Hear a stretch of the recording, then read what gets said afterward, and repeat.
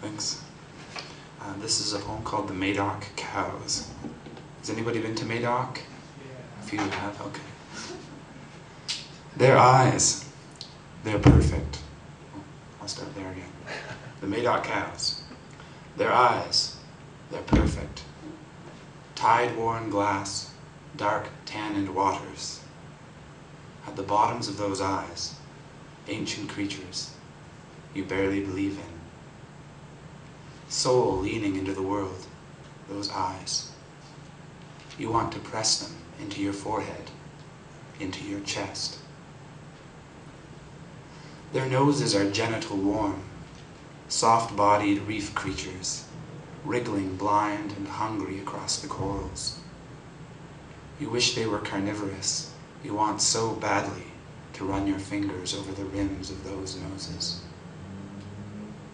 Those eyes, those noses, they're hung on absurdities. This would be true in any case with cows, but it is more true of this small herd. Their bones poke, geriatric. They are understuffed sacks of grain. Those eyes, those noses, two kinds of heaven on a rack of ribs, pre-cooked and carved and hung on a sawhorse. The flies have every reason to be so cocky. These cows, they bunch together like junkies in a squat, jostle like maggots over thrown clover, wait like old women in the nursing home rec room for someone to change the channel. Perhaps their eyes will roll off the horizon, and their noses will creep into the sultry undergrowth when their bodies collapse like broken tables. Thank you.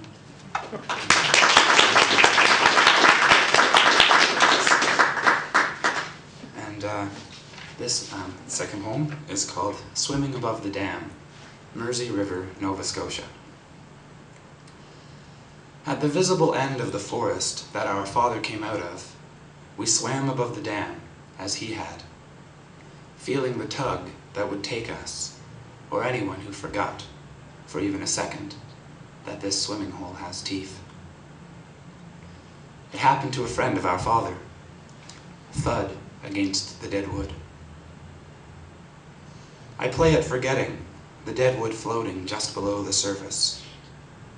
I imagine myself following my father's friend, sucked through, smashed down, plucked, and torn and spread down the bouldered Mersey, to crumble into loam. Somewhere between the ruin of our father's house and the vacant site of our mother's 4 miles down, to settle out of flesh and stay, and stay.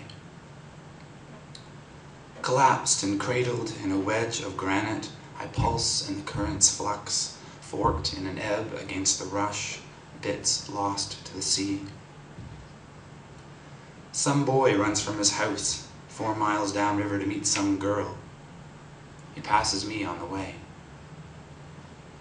Perhaps my corpse catches near that riverside restaurant, my grandfather's favorite in his final years, now passed on and rejigged, so he'd hardly recognize the place, its stream of proprietors, making the best of it, sitting by the quiet window, watching the river, what it drowns, what it lures away. Clapboard, milled and nailed into place, holds for a while, then turns to moss. New rooms, built for children, turn to holes. The houses are built on soft ground full of boulders that hold for a while and then sink. The floors tear from the walls. Spouses, husbands mostly, die. Apartments in town fill up with old women. The widening river licks the foundations. I am there when it happens. I imagine my feet as they come apart, dip themselves in the cool, cool water. Home. Thank you.